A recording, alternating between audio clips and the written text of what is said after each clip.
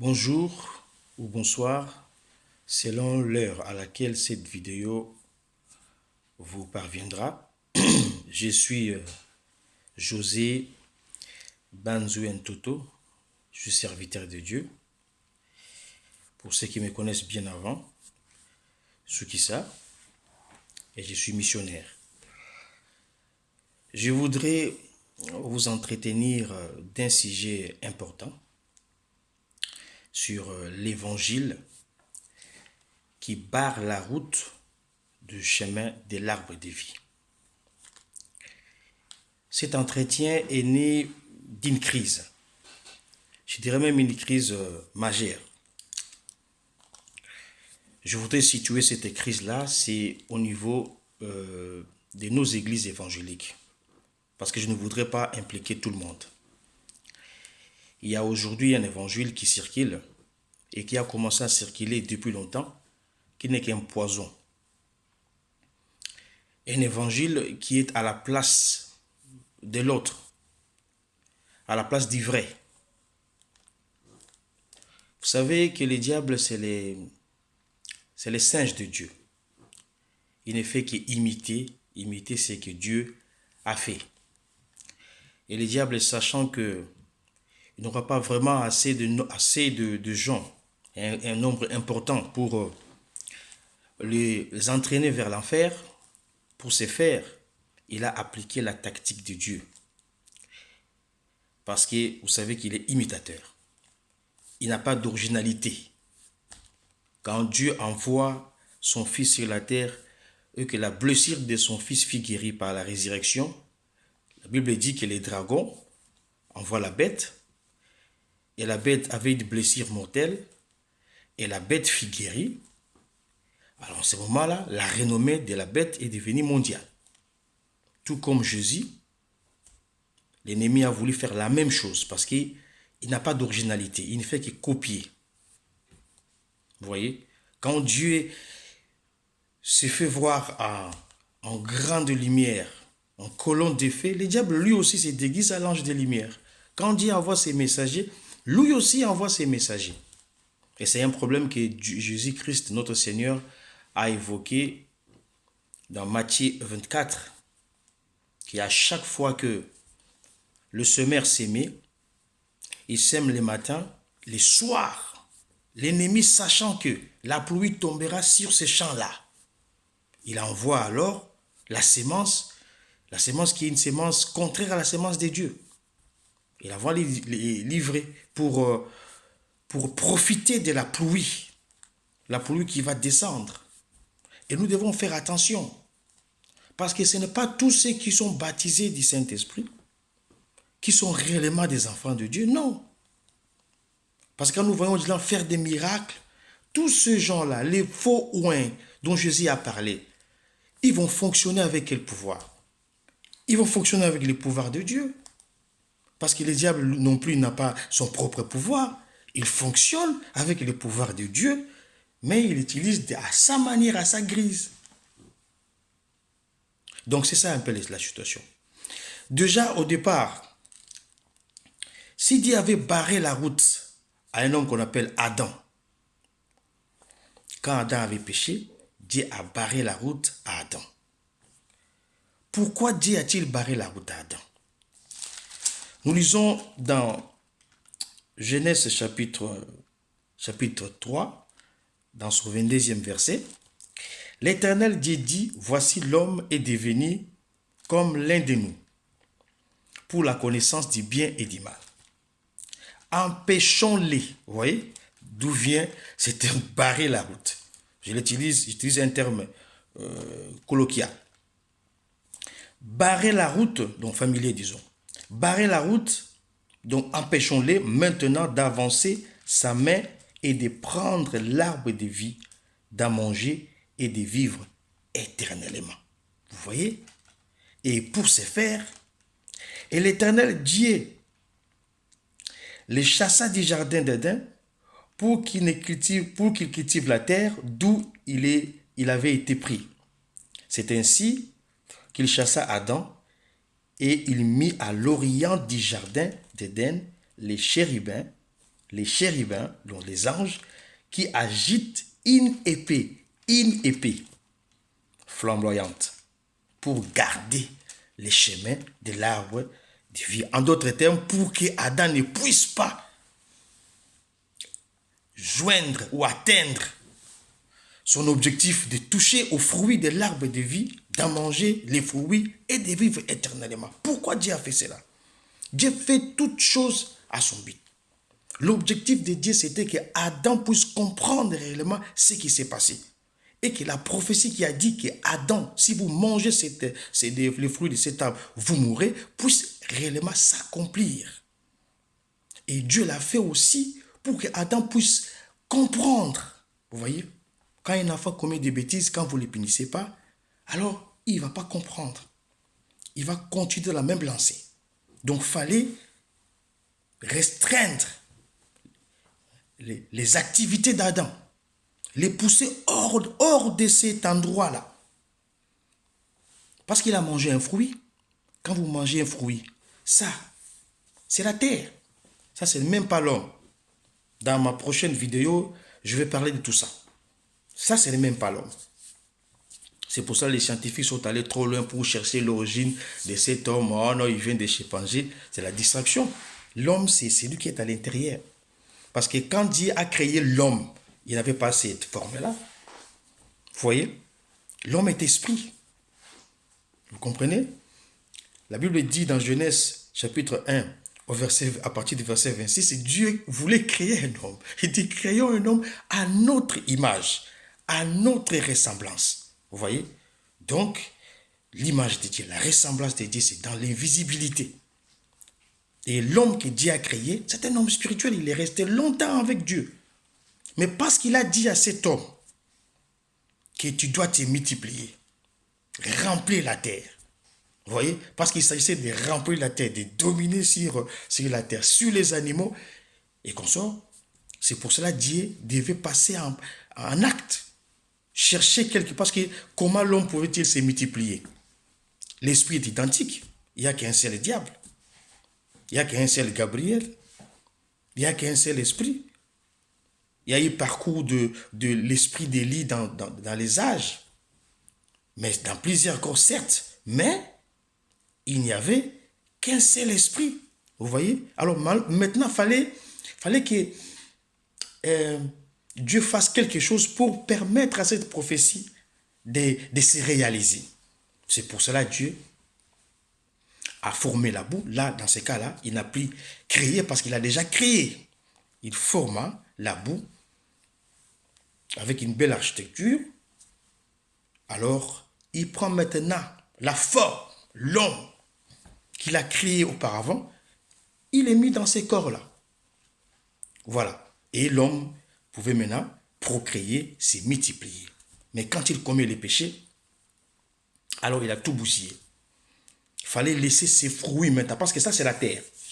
Ça c'est la terre. Quand vous mettez quelque chose dans la terre, c'est pour ça que la Bible ne nous demande pas, nous demande d'éviter d'écouter n'importe quoi. Parce que la foi vient de ce qu'on attend. Et vous devez savoir que toute parole, que ce soit la parole du politicien, que ce soit la parole des scientifiques, toute parole a derrière elle un esprit. La Bible dit, les paroles que vous avez écoutées sont esprit et vie. Et s'il n'y a pas de vie, il y a la mort. Mais toute parole est d'abord un esprit. Parce que comme vous le savez, je ne sais pas si vous le savez, avant qu'il y ait la parole, il y a d'abord la pensée. Dieu a tout pensé avant de parler.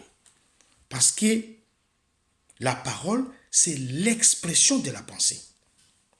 Je ne peux pas dire vers, je ne peux pas dire vidéo, sans pour autant penser vidéo.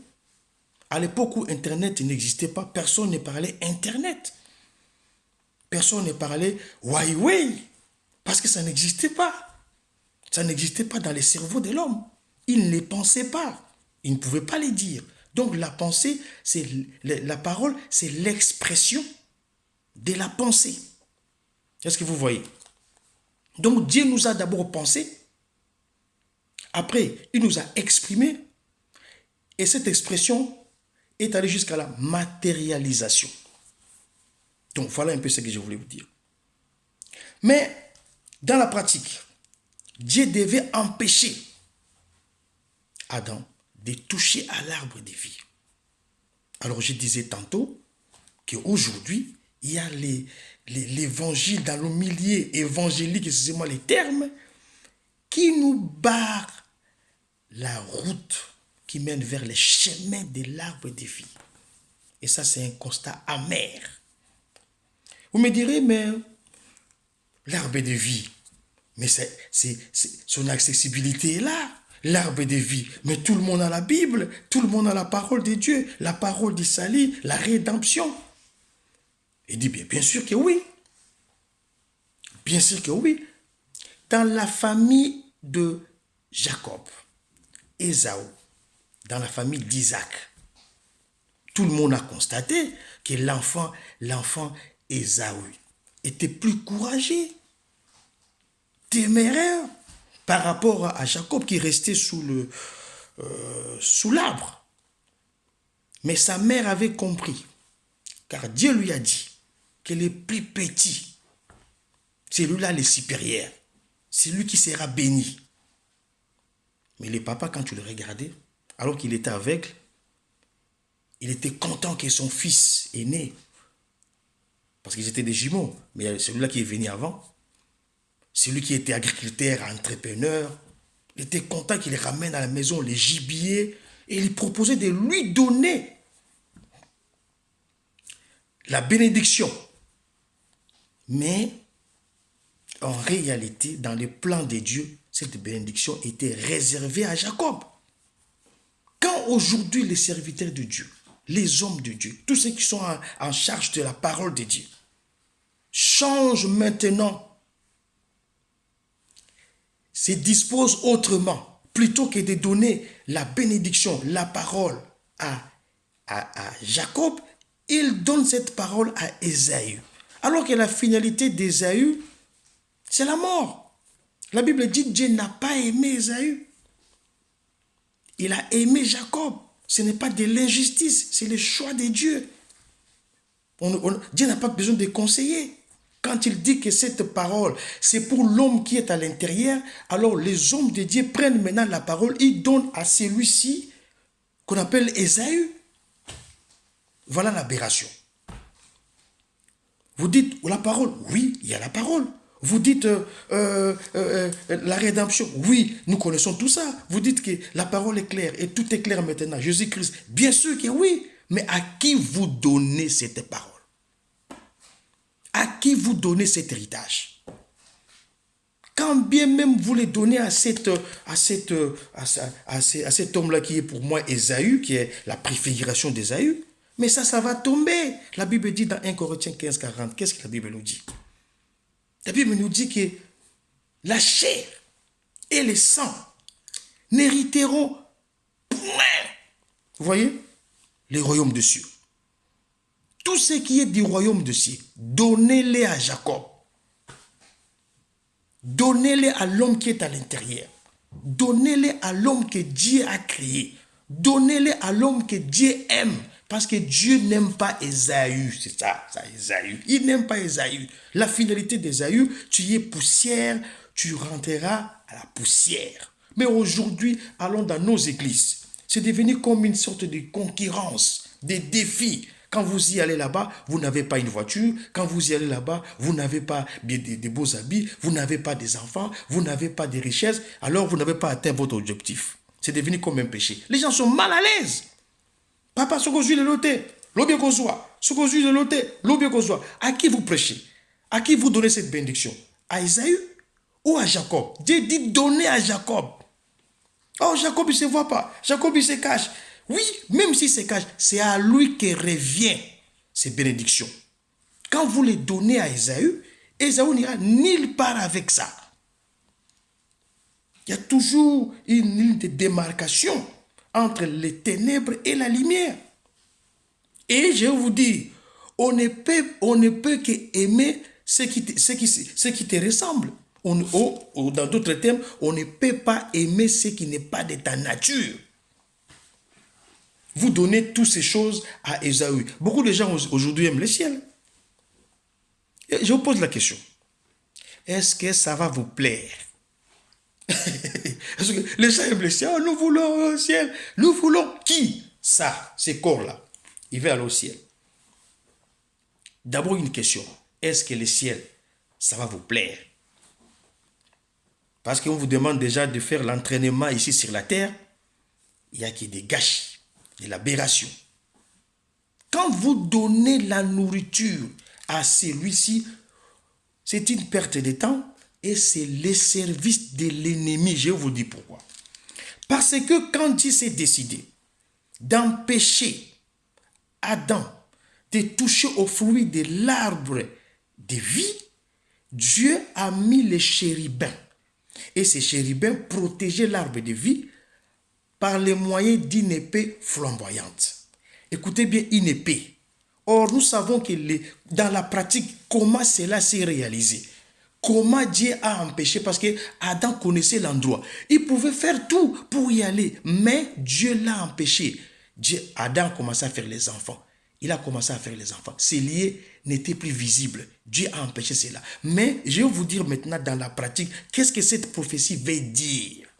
Dans la pratique, Dieu a mis les anges. Oh, les anges, nous savons, ce sont des messagers. À chaque fois que vous avez un prophète, il y a toujours un ange qui est envoyé pour amener ces messages. Donner à cet homme pour qu'il puisse donner aux hommes. Vous voyez? Alors, les anges, ce sont des messagers. Dieu envoie des messagers sur la terre. En premier lieu, pour barrer la route à Adam. Afin qu'Adam ne touche pas à l'arbre de vie. Qu'Adam apprenne le méfait, les conséquences du péché. Comme ça, avec les conséquences du péché, Adam et ses fils auront besoin maintenant du salut. Sans cela, Adam et ses enfants n'allaient pas comprendre l'importance du salut. La guérison est importante quand il y a la maladie. La paix est importante quand il y a les troubles. Et ainsi de suite. Allez-y comprendre. Donc, pour ce faire, Dieu a envoyé les messagers. Et qu'est-ce que Dieu a fait? Dieu lui-même a barré la route à l'homme. Plutôt que de donner à l'homme les messages du salut, Dieu lui a donné la représentation du message du salut. Est-ce que vous comprenez? Il lui donne la loi. Une sorte de pédagogie. Il va pas loin, il tourne. Mais il a fait de cela l'objet de ces investigations. Il s'est fait prêtre avec ça. Il s'est réjoui avec ça. Mais il n'est pas allé trop loin. Vous voyez? Quand le salut est venu, la dispensation a changé. L'homme avait des difficultés pour atteindre maintenant le salut. Parce que déjà, la route a été barrée. Et Dieu lui-même l'a ouvert avec le Seigneur Jésus-Christ. Est-ce que vous comprenez?